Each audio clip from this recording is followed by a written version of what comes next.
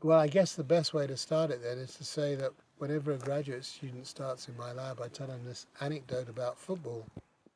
There was a professor, I mean not a professor, a football manager of Liverpool who said, some people think I treat football as a matter of life or death, but it's far more important than that. And so I just say substitute the word warbler for football, and then you can join my lab. And I think when we were taken hostage, that was probably the biggest proof of that basic statement.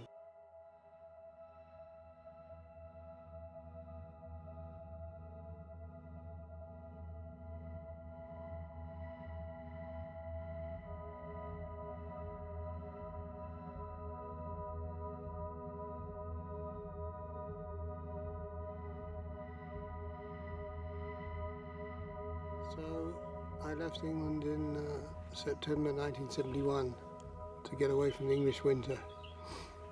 And I hitchhiked to Italy, and it was still miserable, so I kept going and ended up in Mumbai in January 72, by which time I was pretty bored with travelling, so I went to the BNHS in Mumbai, and I met the curator, J.C. Daniel, and the old man, Salim Ali, and they said I could go on join this ringing camp in Point Calamere. So I hitchhiked to Point Calamere, and when I got to Point Calamere, one of the people in charge of ringing camp was a guy who lived in Vizag, and he persuaded the people, I think, he persuaded the whole ringing camp to move here in 1971 to study the Eastern Ghats as a passageway for migrant birds coming from Asia. So I think it was quite successful, so they wanted to repeat that in March, April 1972. So we came actually by jeep, I think, from Point Calamere to here. It took us a few days, and set up a camp, and I was here for a month before I left by hitchhike for Calcutta. And then, then I went to college, and after college I didn't know what to do, so I wrote a grant, came back here for a year to study the annual cycle, and particularly how migrant birds fit in to all these migrant birds are coming from, probably 1 billion birds are coming into India from Asia every year to get over the winter. And the question was, how do they fit in with the resident birds? So I spent a whole year here. When did I spend that year? 22. I was probably too young for that. I mean, I just didn't talk to anyone or anything, and I just worked all day, and I drank GK all night. And I had one assistant, and the two of us worked pretty hard. And I don't know. In some ways it was an escape, Some people have mental problems. I was really not feeling very happy when I was in England for a year. I got really depressed. Just threw myself into my work.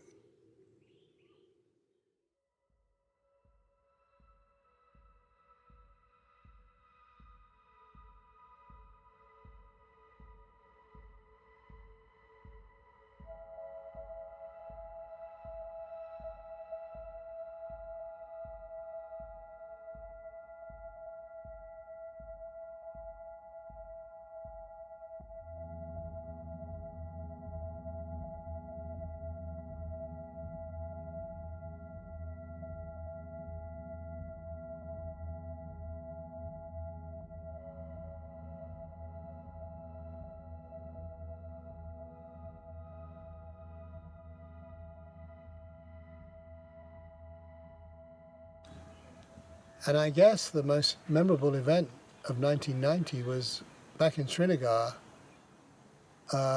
We were in a auto rickshaw and driving down this street, and lots and lots of people in the street, and all of a sudden everyone disappeared from the street.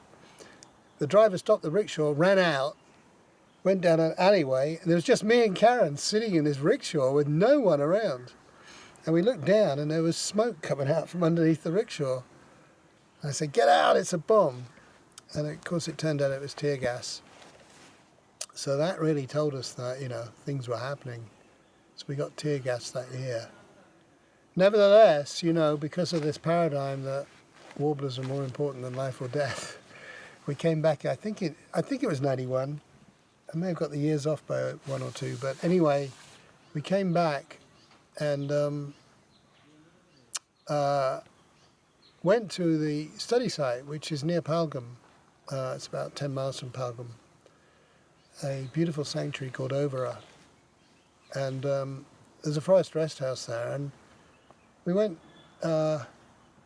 It was okay. We went through past the forest rest house, and we set our usual camp up, which was, you know, it's about an 8-hour hike or a 6-hour hike from the forest rest house, and we started our work, and then we were joined by another graduate, well, a graduate student of mine.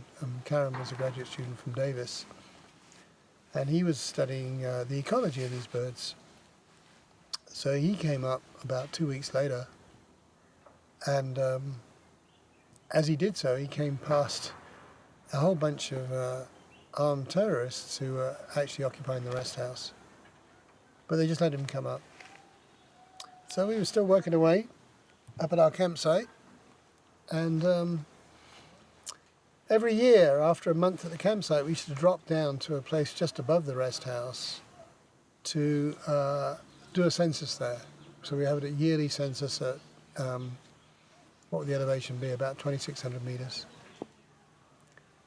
And we were down there, camped at this little hut, and yeah, about I think 8 armed terrorists walked into our camp and said, "You're coming with us?" And said, "Well, no, we're not. We've got work to do." And they said, "Well, yes, you are. We've got grenades and machine guns." So, so they, you know, basically said, "Leave everything." I think we were told to bring our sleeping bags. They never searched us though, and Adam had a bunch of cash with him, but we didn't have cash. That was just left behind. And they marched us out of our camp, past the rest house, put us on a bus. And I guess my lasting image of that moment was the fear in the faces of our local assistants. You know, they were like, "We're never going to see these guys again." So the first night they took us to a village not too far away, put us in a room in the village, and yeah, we were just stuck there for the night. And then the next morning, you know, as best I remember, they started off with us in a little minibus they commandeered, and that was a very scary moment. We were all, you know, sitting in this minibus, and I should say that the terrorists, as they are, were mainly 19, 20-year-old kids, basically. The oldest person, you know, was like maybe 24, 25, and he was a pretty hardened guy, but the other guys were, you know, twiddling with their cap to their grenade, expecting any minute for an army convoy to come around the corner. And so you just get really lightheaded because you can feel the danger, but you can't do anything about it. Everyone was feeling like they're going to faint at any minute. Anyway, we got to the main Srinagar to Delhi road, as I remember. And at that point, before that, in fact, I don't think we were in a minibus. No, we were in a minibus, but at some point they switched from a minibus to a taxi. So with the taxi, there were 3 of us sitting in the back, and you know, this boss guy and one of the other terrorists sitting in the front. Or the boss guy? No, just the boss guy and the terrorist sitting with the taxi driver. And you know, at that point, we're thinking, well, maybe we should we'd had a little penknife, maybe we could knife the guy, which I'm really glad we didn't even try and do. But you start to think about things like that almost immediately when you're being taken hostage. Anyway, we're in this taxi, so we'd switched from the minibus to the taxi, and we come to the main Srinagar to Delhi road, and there's army convoy after army convoy going along this road, So they're not really sure, how to do this, but what they do is they walk across the road and they get an auto rickshaw guy and they pistol whip him. So that they really did smash him in the back and commandeered his auto rickshaw. So then they chucked the three of us in the back of this auto rickshaw, and we went in the auto rickshaw for about, another couple of hours. So now we're on the west side of this road. And then they, went to a village, and they told this villager they have to put us up. And then in the afternoon, they marched us about 3 hours to a rest house that was probably about the same elevation as when we come from. They put us in this rest house. And this was a scene, it was sort of open, rolling, pasture land. It was below tree line, but it was still about probably 2,400 meters. And there were like 6 terrorist bands all over the spot. Every one of these little buildings had a different terrorist group in them. And many of these terrorist groups didn't agree with taking hostages, but anyway, apparently they said that they wanted to keep us under taps. The boss guy was in one room, and we were in the other room, which was out onto the porch. And then there's another room opposite the corridor, which was full of the 6 or 7, foot soldier type people. So there are 3 of us in this room, and basically they fed us pretty skimpy rations, and you could see that they were talking always to some real boss who was in Srinagar or somewhere. So Adam began to get really worried, because the real boss could just say, bump them off, we can't afford the rations, even as the hostage people began to, sympathize a bit more with us. So I can't remember much about, those 5 days. We spent a lot of time just lying around feeling miserable, thinking about ways to escape. That's what you do. I remember one day, I still had this little penknife, and the rest house had these wooden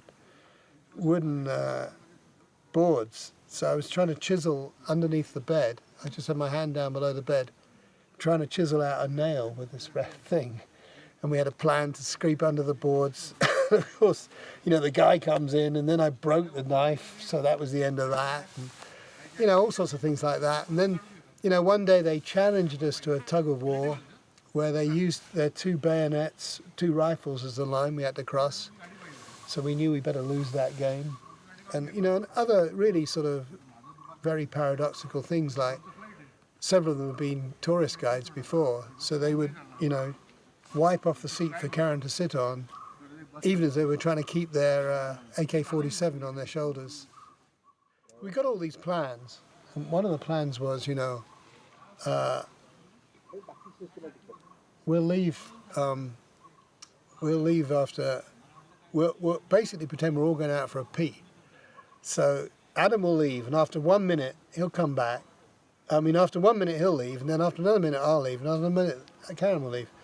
Anyway, it's about 1 o'clock in the morning, and Adam indeed gets up for a pee. And he says, there's no guards. And what had happened is the guards had begun to be much more worried about people looking for us than for us escaping. They'd heard a noise and they'd gone down the hill. So Adam came back and said there are no guards. And I was like, well, if we don't do anything, we'll still be alive tomorrow. But Karen got up. I actually feel that if there'd only been 2 of us there, it would never have happened. But Karen got up and started to get dressed. So then I got up, and the 3 of us synergistically started to move. So you could hear, remember that right next door to us, the boss guy was in a very flimsy thing right next door to us. So 2 feet away from us, you could hear him doing his radio check with Srinagar at 1 in the morning. And so what happened was, we decided we were going to go with nothing. So Adam, we all had our boots off, and Adam crept out and with his socks on and his boots, and he just ran along the side. And we decided we were going to go uphill, because if you go down, you're going to hit villages. So he ran out and went up, and this whole idea of waiting a minute went by the board. Karen left immediately, and I'm like, here I am, what the hell am I doing? So we both, and it was interesting, because it was, when I told you we were sitting on that bus and you're lightheaded and you're really afraid, this was, the only other time we were really afraid. but it's a completely different sensation when you're running and you're scared than when you're just constrained. So everyone felt like they were going to vomit. But we met like 200 yards away, or Adam had run 100 yards up the hill, and then we caught up with him. And the first thing Karen said was, "I need a pee." Ridiculous. Well, you can't have one. We're going to get out of here. So then what happened was, Adam, who just had a huge, he was just a very, did you ever meet Adam? Well, no. Sorry. He was very, a different sort of person. So anyway, he just took off. And I was like, we got to stick together. And he just went charging up the hill. So we're just going up and up the hill. And we tried to keep up with him. And in the end, we had to slow down. We had to stick together. And we kept stopping to listen if anyone was coming. We couldn't hear anyone.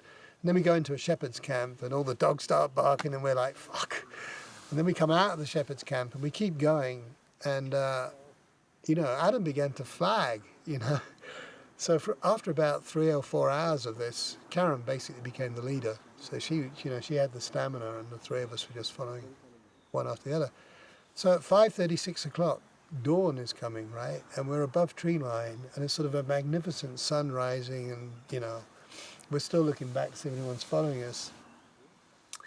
And we just kept going, and then at about 7 or 8 o'clock in the morning, we came over a hill. And we realized that we could see the main Srinagar to Delhi road. So we ran down to that road, by which time Karen was getting blisters so badly, she kept telling us to leave her. It was like we were going to do that. And eventually, we all get to the road and a bus comes.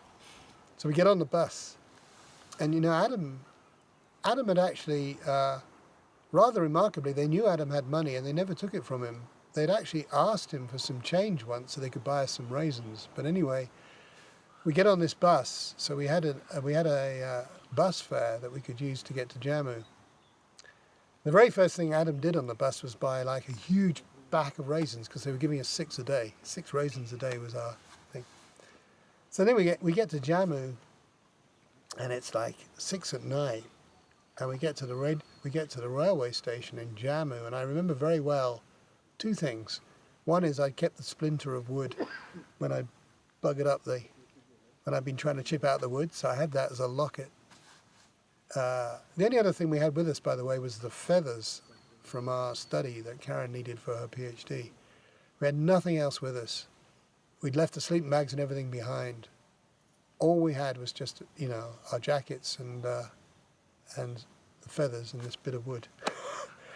And the other thing I remember about Jammu was Madonna singing. Somehow in the waiting room, Madonna was on. Anyway, we get onto the platform in Jammu, and we've got almost no money left. And we get into the train, and we're in the basically the car where everyone is, and it just gets more and more crowded, and we're squashed in there, and we've been through so much stuff. We get off the train, and then we go to the bus station, and we just sleep rough at the bus station, and we get on the bus. And so then we have a bus to Delhi. And that takes quite a long time, I guess 12 hours. And the thing I remember about that was, we're so dirty and we have almost no money. And I just remember, I suppose I shouldn't say it, but I just remember, it doesn't matter. Anyway, we get to Delhi and Adam said, "There's his credit card." So we go to one of the best hotels in Delhi with flashing this credit card. And we checked into this hotel, and Adam went out with the last 100 rupees we had to buy some clean clothes with Karen, and then we just basically, slept.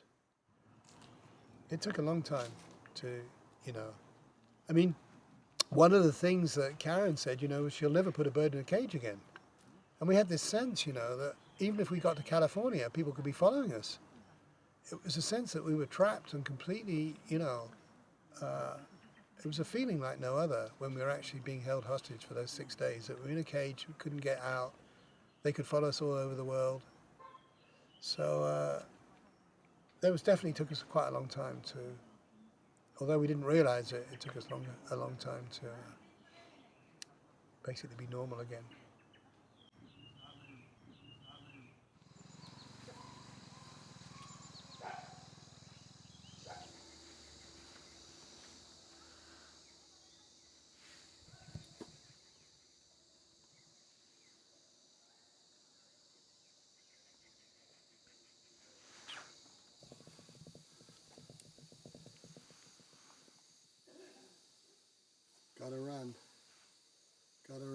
insanity.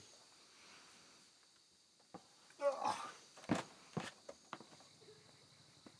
oh my God. Aaron, all right, here we go. You're going to get me coming back.